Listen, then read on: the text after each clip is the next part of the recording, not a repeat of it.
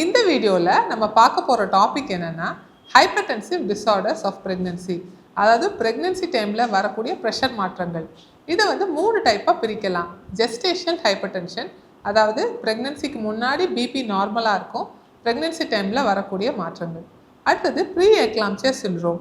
இதில் வந்து ப்ரெஷர் மாற்றங்கள் போக யூரினில் வந்து புரோட்டீன்யூரியான்னு சில மாற்றங்கள் வந்து இது வந்து நிறைய ஆர்கன் சிஸ்டம்ஸை அஃபெக்ட் பண்ணும். 3வது டைப் வந்து க்ரானிக் ஹைப்பர்டென்ஷன், அதாவது ப்ரெக்னென்சிக்கு முன்னாலேயே ப்ரெஷர் அதிகமாக இருந்து ஆல்ரெடி ட்ரீட்மெண்ட்டில் இருப்பாங்க. ஸோ இந்த கண்டிஷன்ஸ் பற்றி தான் நம்ம இதில் பார்க்க போகிறோம். இதோட இன்சிடென்ட்ஸ் அப்படின்னு சொன்னோன்னா ஏறக்குறைய 10% பெண்கள் இந்த மாதிரி நோயால் பாதிக்கப்படுறாங்க. இதற்கான மெயின் காரணம் என்னன்னு கேட்டிங்கன்னா கோரியான், அதாவது சினைக்கரு ஜவ்வு அப்படின்றதுல உள்ள மாற்றங்கள்.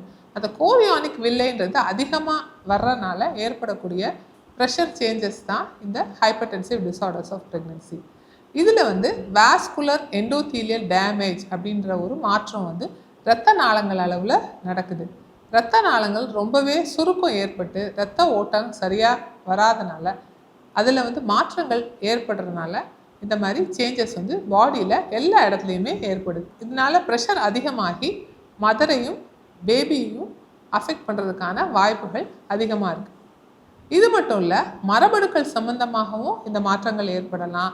சில நேரத்தில் முத்துப்பிள்ளை, அதாவது ஹைடாட்டிஃபா மால்னு சொல்லுவாங்க, அதாவது குழந்தையே இல்லாமல் முத்துப்பிள்ளை ஃபார்மேஷன் இருக்கவங்களுக்கு கூட இந்த மாதிரி ப்ரெஷர் அதிகமாகலாம். அந்த கோரியானிக் வில்லை எங்கெங்கெல்லாம் அதிகமாக இருக்கோ, ஃபார் எக்ஸாம்பிள் ட்வின் ப்ரெக்னென்சிலையும் இன்சிடென்ட்ஸ் ஆஃப் ஹைப்பர்டென்ஷன் வந்து அதிகமாக இருக்குது. இது தவிர இம்யூன் இன்டாலரன்ஸ், அதாவது அந்த கருவுற்ற தாய்க்கு வந்து நோய் எதிர்ப்பு சக்தி குறைவாக இருந்தாலோ, அவங்களோட அடாப்டேஷன் அந்த ப்ரெக்னென்சிக்கு அவங்க பாடியோட அட்ஜஸ்ட்மெண்ட் வந்து சரியாக இல்லாமல் இருந்தாலும் இந்த மாதிரி மாற்றங்கள் ஏற்படுது. இதில் முதல்ல நம்ம பார்க்கக்கூடியது என்னென்னா ஜெஸ்டேஷனல் ஹைப்பர்டென்ஷன்.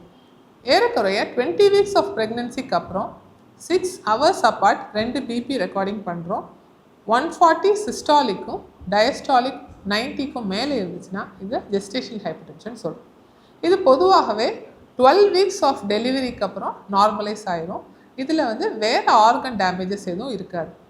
இதுக்கு அடுத்தது தான் அந்த ப்ரீ எக்லாம்சியா சிண்ட்ரோம்னு சொல்கிறோம்.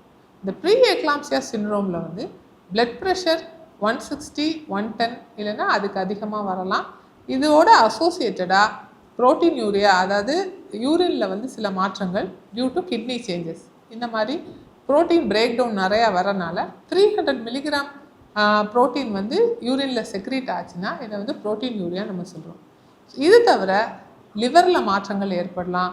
சில நேரங்களில் லிவர் என்சைம்ஸில் மாற்றங்கள் ஏற்படலாம். பிளேட்லெட் அணுக்கள், அதாவது தட்டணுக்கள் குறைவாக இருக்கலாம். இதை வந்து நம்ம ஹெல்ப் சிண்ட்ரோம்னு சொல்கிறோம். மற்றும் நரம்பு மண்டலத்தில் கூட சில மாற்றங்கள் வரும், சிஎன்எஸ் சேஞ்சஸ்ன்னு சொல்கிறோம்.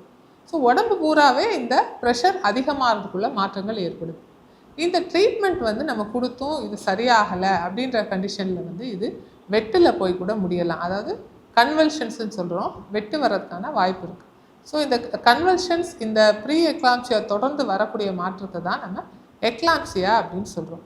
ஸோ இந்த மாதிரி எக்லாம்சியான்ற காம்ப்ளிகேஷன் வராமல் தடுக்கிறதுக்கு தான் நம்ம இந்த ட்ரீட்மெண்ட் பேட்டர்னை வந்து கரெக்டாக ஃபாலோ பண்ணணும்.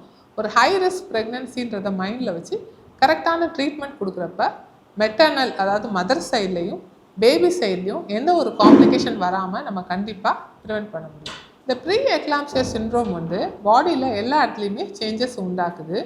இதை வந்து ஏர்லி ஆன்செட், லேட் ஆன்செட்டுன்னு பிரிக்கலாம். 34 வீக்ஸ் ஆஃப் ப்ரெக்னென்சிக்கு முன்னாடி வர்றது ஏர்லி ஆன்செட், 34 வீக்ஸ் ஆஃப் ப்ரெக்னென்சிக்கு வர்றது அதுக்கப்புறம் வர்றது வந்து லேட் ஆன்செட். ஸோ மதரையும் பேபியும் கேர்ஃபுல்லாக நம்ம வந்து பிபி கண்ட்ரோல் பண்ணி பேபிக்கு வந்து சீரியல் ஸ்கேனிங் மற்றும் தேவைப்பட்டால் மதருக்கு பிளட் டெஸ்ட்டு இதெல்லாமே நம்ம பண்ண வேண்டியது இருக்கும்.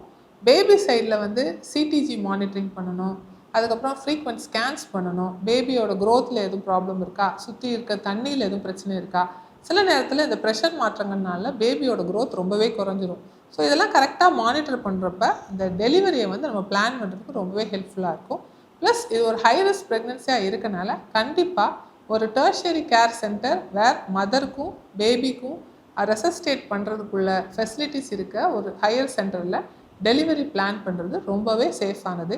பேபியும் ப்ரீடம் டெலிவரி ஆகிறதுக்கான சான்சஸ் இருக்கிறனால பேபியோட லங் மெச்சூரிட்டிக்காக நம்ம 34 வீக்ஸ் கிட்ட வரும்போதே ஒரு 2 doses ஆஃப் பீட்டா மெத்தசோன் இன்ஜெக்ஷன் கொடுக்குறப்ப பேபிக்கு ப்ரீடம் டெலிவரினால் வரக்கூடிய ப்ராப்ளம்ஸை நம்ம ப்ரிவெண்ட் பண்ண முடியும். இதுக்கு அடுத்தது க்ரானிக் ஹைப்பர் டென்ஷன். அந்த க்ரானிக் ஹைப்பர் டென்ஷன் அதாவது ப்ரெக்னென்சிக்கு முன்னாலேயே ப்ரெஷர் இருக்குதுன்னு நான் சொல்லியிருந்தேன். ஸோ ஆல்ரெடி அவங்க மெடிசின்ஸ் எடுத்துகிட்டு இருப்பாங்க. ஸோ இந்த மெடிசின்ஸ் வந்து ப்ரெக்னென்சி டைமில் சேஃப் தானா அப்படின்றத வந்து அவங்க ஒரு ப்ரீ ப்ரெக்னென்சி கவுன்சிலிங்கை வந்து எடுத்துக்கிட்டு அதுக்கப்புறம் ப்ரெக்னென்சி பிளான் பண்ணும்போது ப்ரெக்னென்சினால் வரக்கூடிய ப்ராப்ளம்ஸை வந்து ரொம்பவே குறைக்கவும் முடியும்.